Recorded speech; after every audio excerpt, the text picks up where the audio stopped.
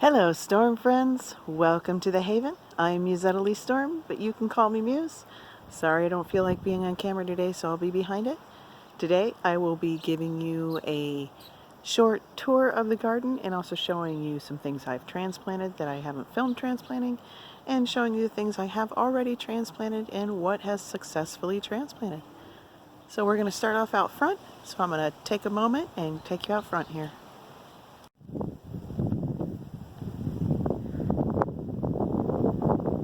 So apparently I picked a very windy day to do this on, and it's supposed to be nice today, which is the other reason why I'm doing it. But we're going to start off with what I planted a couple of years ago now, and is just thriving, and that is our blueberries and strawberry area. So you can see a ton of baby berries, strawberries here, all around the bottom. This is on the base of our 4 blueberry plants, and we do have 4 kinds. I don't remember the names of them anymore.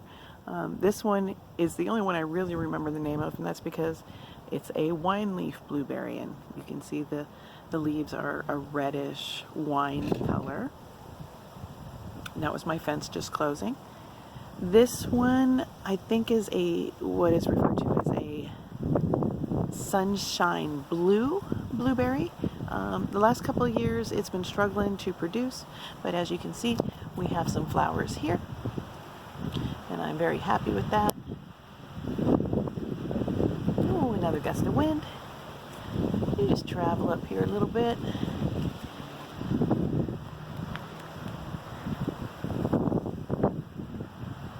And then we got some more strawberries here. They lean over onto the sidewalk. We got this one here who's starting to red up a bit, and then just a ton more just throughout there. I originally started with 5 purchased plants and 1 transplant from the backyard. That was here when I moved in. This blueberry plant, bush, I do not remember the name of it. This could also be the sunshine blue one. Yeah, this is the sunshine blue, and I apparently haven't taken out the tag off, so I'm going to have to do that at some point. But this is the sunshine blue, so I don't remember what that other one is down there. I have it written down somewhere, but I don't remember where. So those were the 3 that we bought, and then this last one here is a few years old and is also a transplant and is the most successful one. But doesn't want to focus. But there's a ton of blueberries on here, but it just will not focus on them. There we go. There's some berries. There's some berries. And then if you come down here, our strawberries do travel all the way up here. Most of these traveled up here on their own. I think I already mentioned we bought 5. And we had 1 transplant from the back. The transplant from the back is around here somewhere. But I honestly, oh, there it is. It's right there. There's the one that got transplanted from the back. So it's still alive. Look at that. All right, let's walk on over a few feet here to show you some more. And this is the area where I transplanted the kale and the spinach and the chives, in which case oh, there's chives, oh my goodness, there's chives. Look at that. It's all the way down here. Let me see if I can point it out. It's right here. That's the only successful chive we had. That's it. Those little guys right there. Oh my goodness, I'm so happy, because everything else did not work out. I also recently transplanted giant Italian parsley here, and I believe this is either a cabbage or a cauliflower. I'm not sure. I was struggling to separate it from the parsley when I went to transplant, so I just left it on there. And then here is the kale. This one here is the lacinato or lacinato. This one is the heirloom kale here, and there's actually 2 or 3 in here. The lacinato actually has 2 or 3, and actually has some baby ones right down here. So there you go, and there you can see the kale base. Yeah, there's 1, 2, 3, 4, maybe 5 down there. And then we got this heirloom kale down here, which we have 1, 2, 3. It looks like doing really well. It's really happy. Whoa, almost fell down there. Then we have the dinosaur kale here. Not as big as all the others, but I think what happened was I planted it too close to the other kales. But then it's got some baby ones down here, which they're kind of just getting covered, so you can't really see them. And then here's the spinach. Now, none of the spinach that I transplanted was successful. These are seeds that I planted in the same spot. They're the same kinds with the labels here. So this is the butterfly right here. It's a little bit smaller, but it's still doing really good. And then this is the heirloom. And this one is just, I'm gonna have to come out here and get some of these leaves because they are just looking delicious. Look at this. Look at this. This leaf covers my hand. It's just that big. It's a good leaf. Okay, so we're gonna go move back to the back now, and I'm gonna show you some things around there. So this is the asparagus bed. It's just bordered off. It goes down into the ground, and I add dirt to this about yearly. I planted these a year ago, so this is year 2. So no harvest yet, but they're getting pretty big. This one here is about 3 feet tall at the moment, and I'm very happy. Very, very happy, because we thought most of this bed had died, and it turns out that only about maybe a quarter of it didn't make it, and you know, that's okay, because asparagus will propagate itself on a regular basis. So next year there will be more, and I'm very pleased, very, very pleased. Okay, and then right behind us here is the cherry tree. And the cherry tree has had some struggles.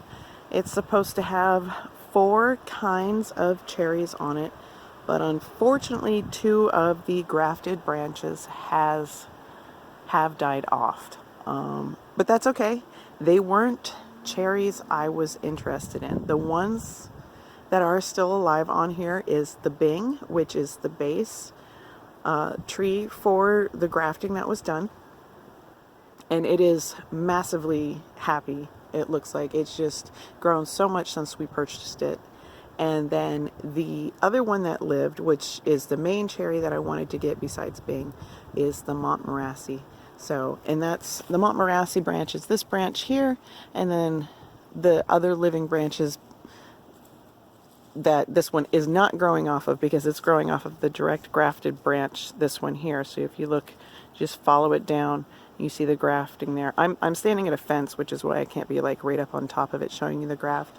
And that's to protect it from the deer that were stripping it, and which is part of the reason why 2 of the grafted branches has died off. The grafted branches that died off was Lapins and Rainier. So it's a little disappointing because, you know, Rainier cherries from Washington State and all that. But I have 2 that are still thriving successfully. I'm very pleased, and I'm going to be pruning this tree up here the next time that you can do the pruning on them. So, and we're going to walk on to the garden. I'm going to go ahead and take a break here and get you over there to the fenced-in garden portion with all the other transplanted things. Right when you walk into the garden, if you turn to your right, this is where you will see the Brussels sprouts and the beets. Now, I struggled with transplanting the Brussels sprouts because they did not want to separate, so I just kind of, the ones that were stuck together, they're just all clumped together, and the ones I could separate are separated. I will not be transplanting Brussels sprouts like this next year, if I do plant them indoors first for transplanting, I will be doing less seeds per cell, so that way I can have more successful transplant. Then we move over here to the beets. They're all in the same row together. And you can see I didn't have very many successful transplants. There's only about 3 here. And that's okay. I was just trying to... There's another 2 down here. Oh, actually there's 3. I missed this guy, little guy here. And that's okay that these weren't successful as I wanted them to be. I just really wanted to try and test and see what would grow, and that I accomplished that. So next year the beets will be direct sown, more as well as the Brussels sprouts. Then if you turn around, or if you just walked into the garden, you turn to your right, or I'm sorry, your left. I can't tell my right from my left apparently. You will find first the cabbage. So the cabbage, been struggling a little bit. Again, slugs, very happy in this garden. I can tell you that much right now. So I went ahead and did some garden witchcraft and threw some coffee grounds down around my my things that were getting attacked. But hopefully we can get at least 1 cabbage from here. My husband and I do really like cabbage. We eat it so frequently. Have to get you some recipes up where I use cabbage. I do things like an egg roll bowl, and I do egg rolls and stir fry, all Asian inspired. I'm not saying that it's a specific kind or anything like that. It's just Asian inspired because their food is really good. Then down here at the end of the cabbage is winter density lettuce. At first I didn't think this was going to be successful, but after a little while out here, it's really gotten nice looking. Then the next one over is where we did have some cauliflower, but yep, something ate it. So that was before I got the coffee grounds out. Then we come down and we got some broccoli here. We got this one that's doing well, this one that's doing okay. And then we get down here and we got some ones that have been eaten a lot, and a couple more that are doing okay. And then the final row over here, we got some sandy lettuce, which is doing wonderful. We got some green tower romaine lettuce, which I wasn't sure was going to do well, but it's starting to perk up. Same thing with just the regular romaine lettuce here. And as you can see, we also got some weeds creeping in. They're dandelions, not really weeds. Weeds are just plants that people don't like. And then we have some butter crunch. And then we have some... what was it? Oh, that's the black-seeded Simpson. It looks like it's perking up now. I could have swore it was going to completely die off, but it's perked up. I can see something's been over here chomping, though. Chomp, chomp. Chompy, chompies. And then the very last lettuce we have down here, and it's doing pretty well too, is oak leaf lettuce. Now we're going to turn around here, and we have my... I forget what this thing's called, but it's so things can vine up it. And this particular is going to be for cucumbers, which I have got to plant still. Haha, I'm so behind. But it's fine. Where I live, we have a very long growing season. It's one of the longest there is. And so I'll get stuff in the ground when I get stuff in the ground. Alright, to the left here, we have this Swiss chard. At first I wasn't sure that any of this was going to make it, and then it just all perked up after a couple of rains. So there's all the Swiss chard. Something's been enjoying a little bit of it, as you can see here. Ooh, let me get out of the light so you can see it. Chompy chompies. Put down some more. I'm gonna put down some more freaking coffee grounds. And then over here we got the one onion, and it's doing very well. Once I got it in the ground, it got happy. That's awesome. And then we have all the kohlrabi. And for as floppy as it seemed like it was going to be, oh, some birds got there. It's doing really well. So I'm really happy with the kohlrabi. Man, I wish the birds would stay off my vining thingy. And then we're going to go over here to the tomato trellises where I also planted tomatillo. And unfortunately, something decided to eat almost all of them except for this one. So I'm hoping that the basil will get transplanted quick enough that whatever's eating these will stop. But I don't know if that's what's going to stop it either. And then we're going to go over here where I tried to transplant watermelon and they promptly got eaten. So then I also threw down some seeds. And then we have all kinds of watermelons in here. We have all sweet, crimson sweet, garden leader monsters. And then we also have some honeydew melon and yellow canary melon. I went ahead and put down here. Oh yes, the sugar baby watermelons are the ones I had put down originally that unfortunately got eaten. And oh yes, we also have black diamond watermelon. So I'm hoping that they'll come up. I've sprinkled coffee over here too, and I have more to sprinkle over. I think I've already mentioned this before, but the peas were eaten. So at some point I came out here and I tried to put down more peas and they just kept getting eaten. And now that the grass is growing, I have peas growing. It's awesome. It's wonderful. The peas are supposed to be done now. And I'm going to be planting beans here soon because the beans are about ready to be transplanted. And then all of the radish actually was eaten like immediately after transplant. So I planted seed down and I just dumped the radish. Just dumped it. Didn't even care. And as you can see, it's really overcrowded. I had decided that I was just going to use them as sacrificial stuff because, you know, they were getting eaten anyways. Why not use them as a sacrifice? And as you can see, these really got tore up. I think these are the, yes, these are some French breakfast radish. There was French breakfast radish over there too, but you can't even see where they were at because they got all eaten up. And then this is all the other varieties. Some of these are actually ready to be harvested, so I'm going to be getting them out soon. Let's see if I can even get one. Let's see. Can I get one? Ah, look at that. That one wasn't... It's so little. Maybe I can get it to focus. Ooh, come on. All right, let's try this.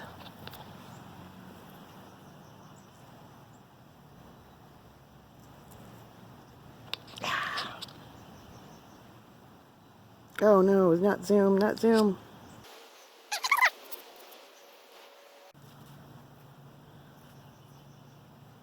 Little tiny radish that I can't seem to... There we go. There's the focus. But see, they're little because I plant them all on top of each other, and they're not all quite ready. And I keep trying to kneel on these ones. All right. And then we got the peppers and some arugula out here in the zinnia to harden off. I'll be transplanting those here real shortly. And that's it. That's the garden tour. Last thing I could show you would be the apple tree. And look at her beauty. She is glorious. It's a Gravestein as well. Probably planted here by German immigrants.